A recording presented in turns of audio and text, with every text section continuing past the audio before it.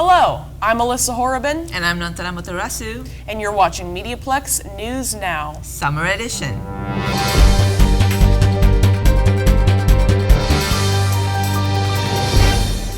3 Minutes With is a segment where we interview the people who influence our community. These are live-to-tape in-studio segments. We hope you enjoy them. Hi, I'm Ryan Blevins, and today I'm spending 3 minutes with Joe Sidel. Joe spent time in the major leagues and is a Windsorite, and currently works for AM 590 The Fan as the color commentator for the Toronto Blue Jays. Joe, thanks for joining us today. Morning, Ryan.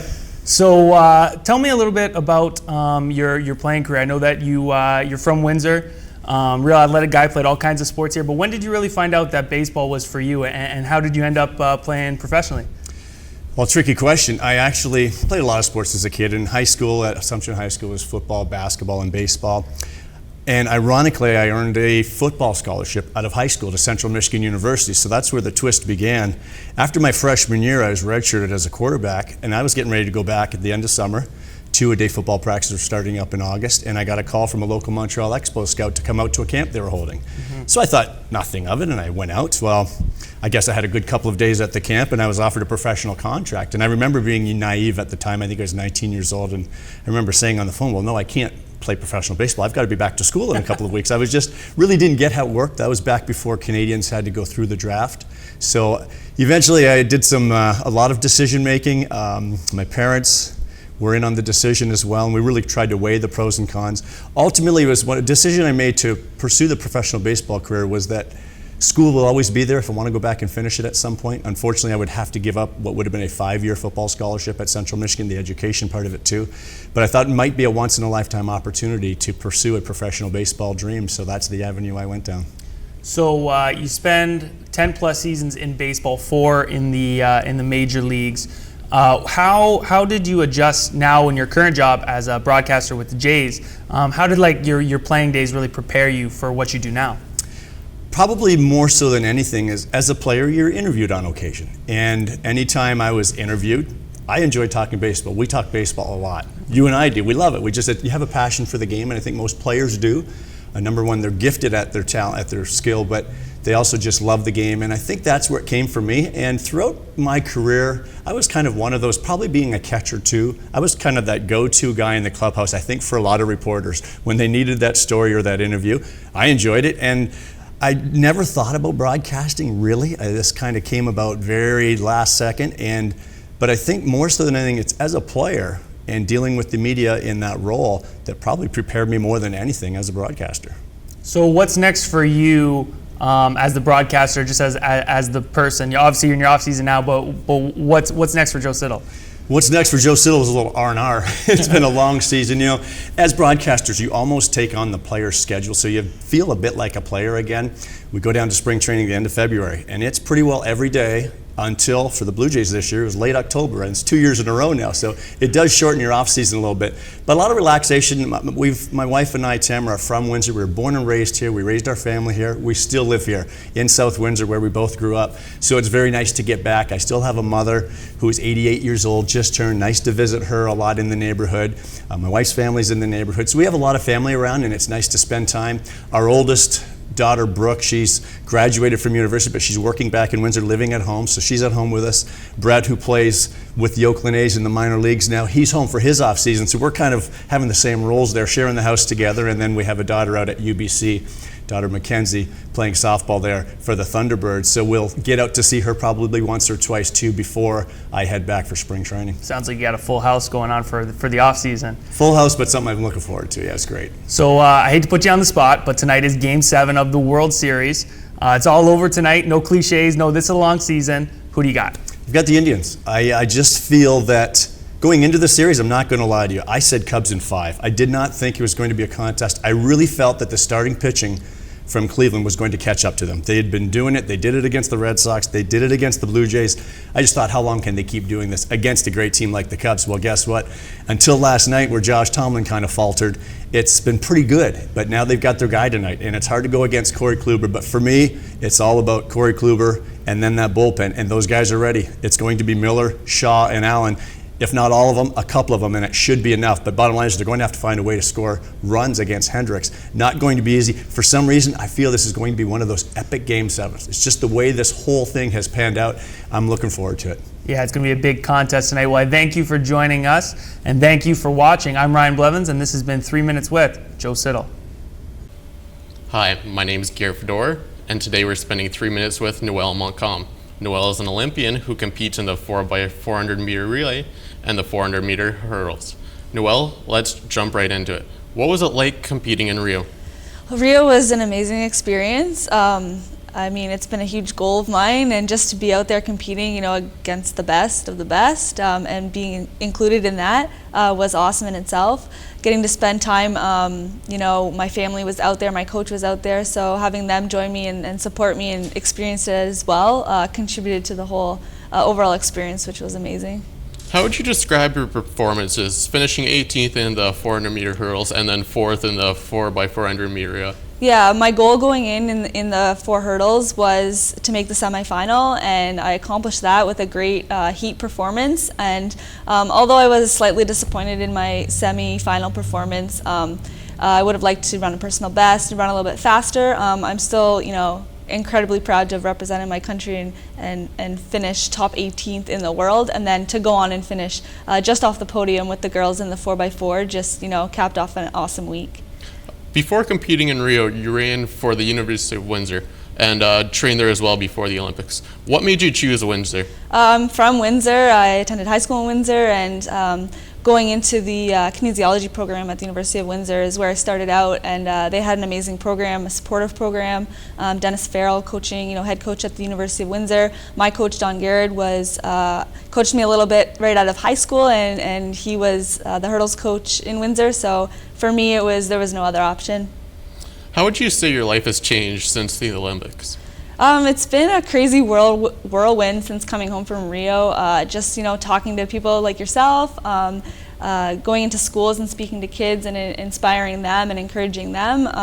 Sharing my experience with, you know, people across the community has just been an amazing experience and a proud experience. What got you interested, or how did you get your start in track? I played all different sports when I was younger, but track to me was just, I loved the individual aspect of it, and, you know, being responsible for your performance, and you're out there improving yourself, and you're the only one that's, you know, can be blamed for a bad performance or whatnot. So I just have loved the improvement upon myself and just that individual aspect of running. What would you say your best of moments and worst of moments for your career is so far? Probably the best moments would be, well, I'm a 3-time national champion, so just that in itself in 5 years has been quite an accomplishment for me. And then making it to the Olympics has been probably the top accomplishment and best moment in my career. As far as worst, last year was a pretty down year for me. I had to deal with injury, and that was tough on my coach and I. So just trying to come back out of that has been was tough, but it has helped shape my career as a whole. 4 years from now, where do you see yourself? In addition to, you know, an Olympic athlete, I'm also a registered nurse. So hopefully expanding in my career as a nurse and continuing to train you know, in the sport of track and field. Next year is an important year. It's a world championship year, and each year is pretty important, and I'll take it one step at a time, 1 year at a time. Well, that's all the time we have for today. Thank you for joining us. I'm Garrett Fedor, and we've just spent 3 minutes with the Canadian Olympian, Noel Montcalm. Thanks for tuning in. You're watching the summer edition of MediaPlex News Now. This is where we get to show you some of our favorites from the past year. Hi, I'm Todd Sheeran, and welcome to 3 Minutes with Greg Gnipp. Now, Greg has been a radio personality in Windsor, Detroit area for over 25 years, and he's laughing, but it's true. Greg, tell me how you got started in this industry and how you've sustained for so long. I actually got into this industry by accident. I was going to go work for a record company, graduated from the University of Windsor, and 89X had been going for about 4 weeks. Thought I'd go intern, because I figured I could get, some concert tickets, maybe get some free CDs, something like that. So I interned. 3 months later, Darren Rivera, who was working for the station, got sick. I had done college radio for 4 years. They said, listen, you're working tonight, and this is now a 25-year internship. A 25-year internship? Yeah, because I still think I'm going to go work for a record company, but it just doesn't seem to be happening. Well, you weren't just a DJ on the air. You've done DJing outside of radio as well. Oh, yeah. I mean, I used to do Club X, which was the big club night. I DJ'd all the clubs in Windsor, all the stuff in Detroit. I mean, I've had fun. I went to New York. I went to Chicago. It was a good time. But, now, 25 years later, it's just, even getting up at 9 o'clock on a Tuesday was rough. We won't make any comments about getting up early on a Tuesday morning. Now, you started with 89X. That was more the modern rock thing. Yep. And, of course, you're more of a 80s kind of music guy. You're into all the club stuff and used to be into the techno and I'm sure the punk and all that kind of stuff, new wave.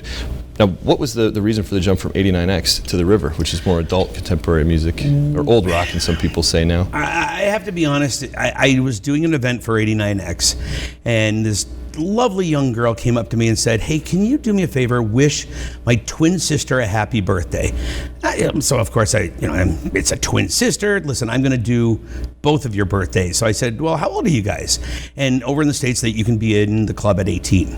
And then she said, well, we just turned 18. So I went, you're 18, you're 18. That's 36. I'm 41. I'm too old. It didn't add up. Yeah, it just felt wrong. So I just moved down the hall. I mean, it's fun because, with the River, I'm still playing Bob Marley. I'm still playing Depeche Mode, but I'm also playing David Gray and Lucas Graham. And, and so it's like it's a blend of older and new stuff. So I kind of like that. Yeah, there's a good balance on that station for sure. And I got to be honest, some of the new angry punk music I don't quite understand because I'm not angry anymore. I'm bitter. I'm just bitter now. So, Well, with that being said, can you tell me some of the changes that have taken place, not maybe with just the music, but with the industry and radio itself over the last 25 years? Lot less freedom. But that's business everywhere. Everybody's counting pennies, tightening controls, management's looking down on you.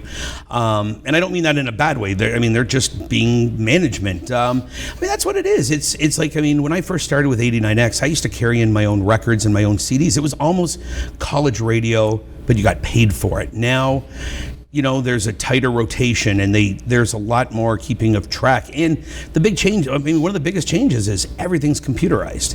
I don't touch things at all. I touch a mouse and sometimes I sit back for 15 minutes waiting for my next break.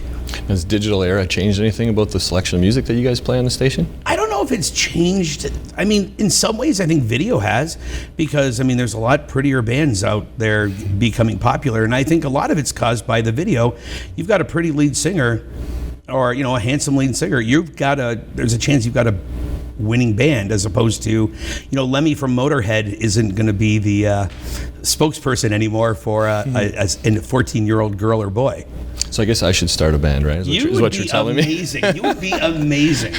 I'll give it my best shot. I can't wait to see the poster. If you can tell me, if there's any other city that you would want to be doing this in other than Windsor, Detroit, or the Motor Cities, I guess, where would it be? Dream would be Reykjavik, Iceland. I would go to Iceland again in a heartbeat. Their music industry there is incredible. I was there just 6 months ago, and I think I saw some of I went to a little bar that's about the same size of, say, Fog. And I saw 3 bands that were probably better than half the bands I've seen at the Fillmore Detroit. And they just played in a 300,000 person country. But other than that, I love Windsor and Detroit. This is my home. I've had a chance to be all over North America. I keep coming back, and this is where I'm going to stay. I love Windsor for the people. I love Detroit because they've got all the sports and all the entertainment, and then I can come back to Windsor and all the people again. You've had a fruitful career. I'd love to talk to you all day about it, but our 3 minutes is up. Well, can you believe that? Time flies when you're having fun, right? Yes, Greg? sir. I'd like to thank you for being here once again. We've been here for 3 minutes with the legendary, the personality of radio, Greg Gnip.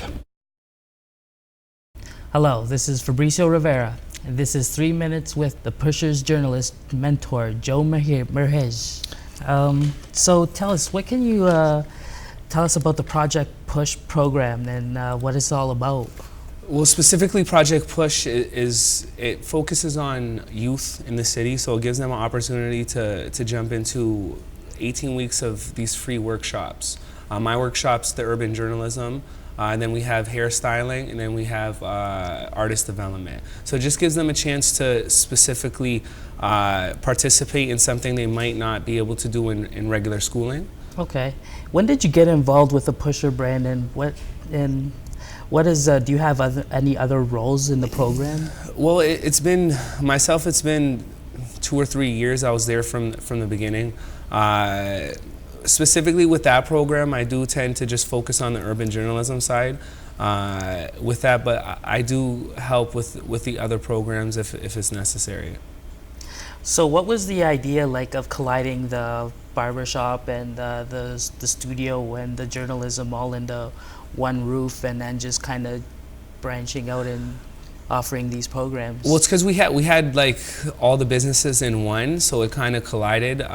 When people would come in and talk to me, they would ask me about the multiple celebrity interviews I do, whether it's like Schoolboy Q, G-Eazy or what that, and ask me how I did it, or how they can do it. Okay. So with me and my brother Ali, he came up with this concept of how he's like, you know what, let's give these kids the opportunity to do it, and who better than me, and then Carlos, who is the barber who heads that program, and then Ali, who does the artist development, because he before the whole Pushers Collective store, he was an artist himself. So it kind of collided because we had all those businesses and services all in one roof, and we were just doing it. Okay. How was the atmosphere like for the workshop? Like, how like for people that go there and just want to, work and experience how to do stuff? Well, it's dope because you get to see these kids who come in here with no experience, and they're very interested, and they might not want to do specifically like news reporting, and they like the entertainment side of it, and they like the industry. So it's cool, teaching them and kind of telling them, how to do things, and then obviously they want to know, the perks about it, which is cool. You get to go to free concerts, meet celebrities you listen to on a day-to-day basis. Definitely. But the one thing I could say, which is pretty cool, is kind of being able to tell my trials and errors to the youth, and kind of teach them how to communicate, or how to kind of use their good habits and their skills to kind of build a brand. Cool. What are one of the benefits that people can achieve from entering the program? Just overall being a better communicator. It kind of teaches you to kind of lose that nervousness and be able to just really network, because it's very, very key in the world today. It's just more so being able to talk to somebody on the fly, or being able to connect, or being able to build your network, which later on becomes your brand. Okay, thanks, Joe. Appreciate it. I'm Fabrizio Rivera Paz, and we've just spent 3 minutes with Joe Merhej. You are watching MediaPlex News Now, Summer Edition. We hope you are enjoying some of our favorites from the past year. Hi, I'm Ryan Blevins, and today we're spending 3 minutes with Windsor Express President and CEO, Dardis Willis. Dardis, thank you for being here today. Welcome, appreciate it. So it's my understanding that you guys just had your 4th annual Clash at the Coliseum, where you guys played at Caesars Windsor Casino. Congratulations on that. Can you tell me a little bit about that event? Very, very exciting event. Anytime you are the pro team in town, you get an opportunity to build basketball. This particular 4th annual game gave us just that. We actually included the younger university kids to play prior to us, so it was a very special event. We had great entertainment, 3 games on that day, and it was something exciting for the community. We really excited to bring it back. Now, tell me what it means to you to bring professional basketball downtown. I know that that's something that you've always wanted to do. You guys played the WFCU, which isn't directly in downtown, but what does it mean to have a game played every year in that special venue? Well, you know, it's exciting because it bridges east and west. Windsor is geographically set up very unique, and downtown is the core of where everything happens. Basketball is an urban sport. So anytime you get an opportunity to bridge the east and the west, it's exciting.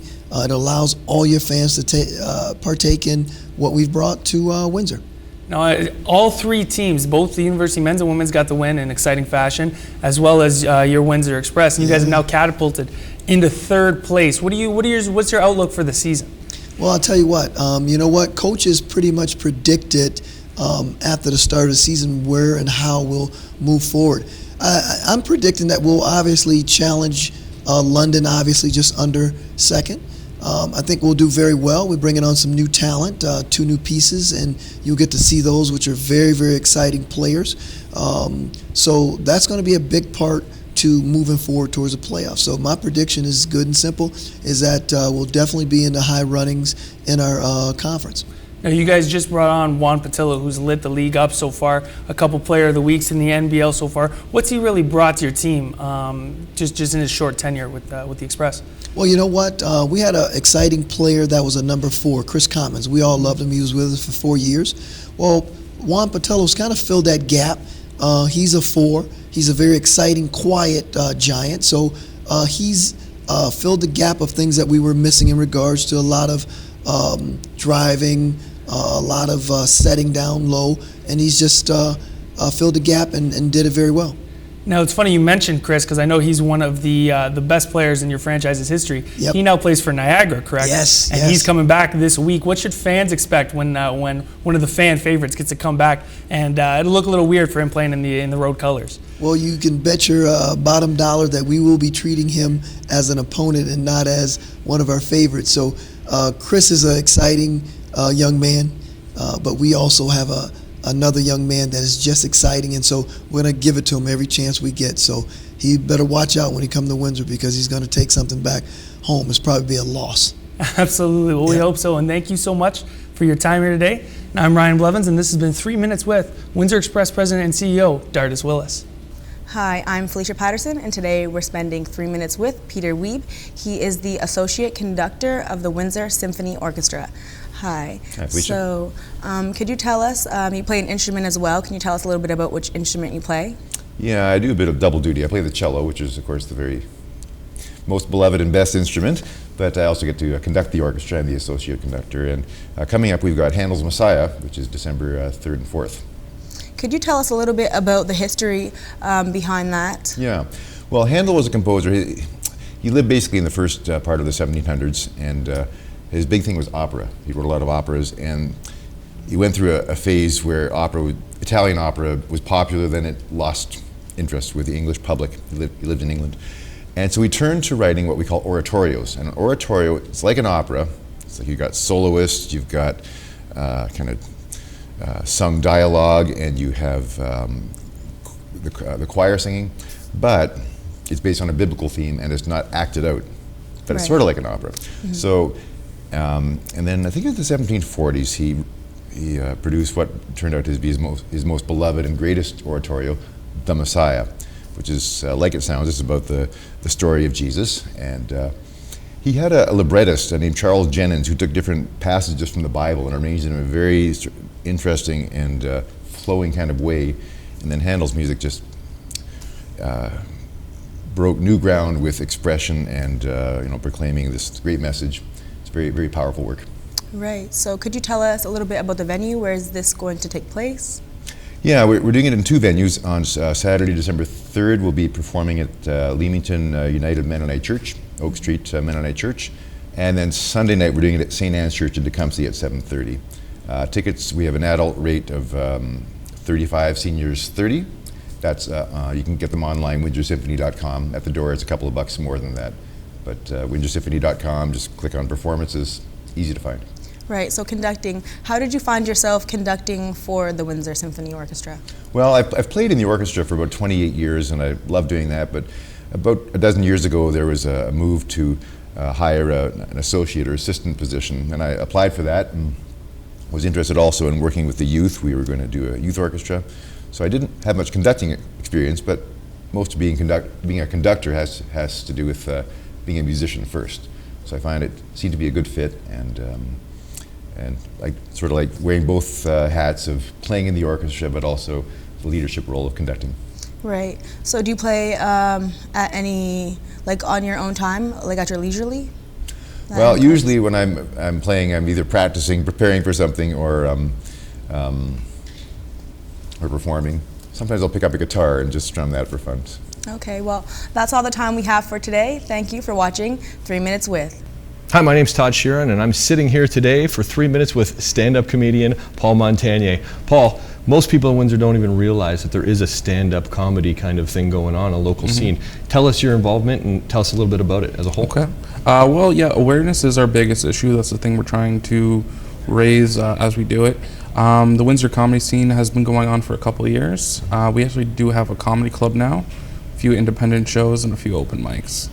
Now, what do you do to keep busy? Is it just the odd thing here and there? Do you put on shows? Okay. I'm the regular host of The Late Show at the Comedy Quarry. Okay. So I do host that every week. We also put on different shows, independents like Villains, Craft Heads. We run different shows and just try to get people out. And you're one of those guys like a Kevin Hart who goes to all these open mics all the time and find your way that way? I wouldn't say Kevin Hart, but yeah, like I'm definitely one of the guys working to make comedy bigger in Windsor. Yeah. No, there are a lot of those opportunities, open mics and things that you can just show up at and perform. Not so much. It's one of those things we're trying to make more of. We do have the border though, so we can cross over to Michigan, go to Ohio.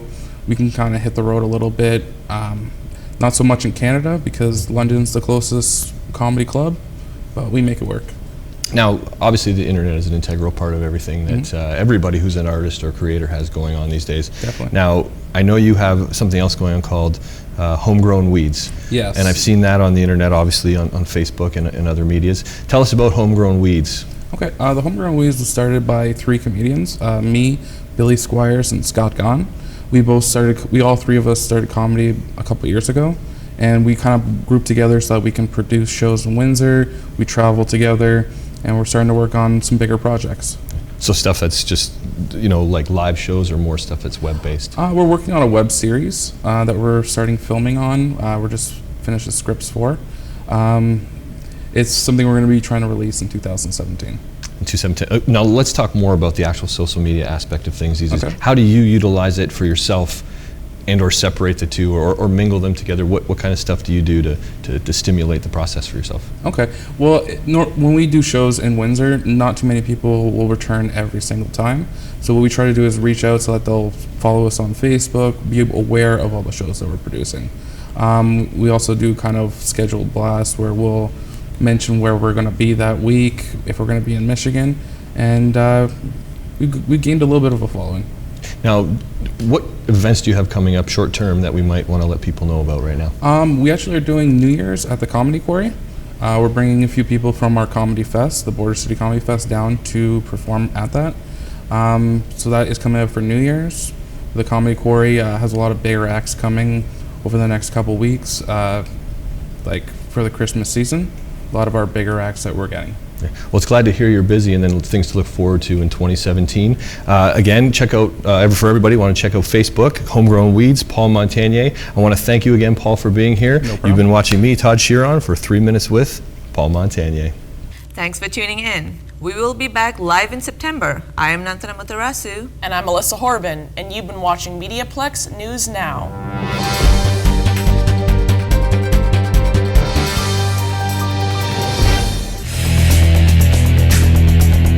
MediaPlex News Now is a production of the St. Clair College Journalism Program.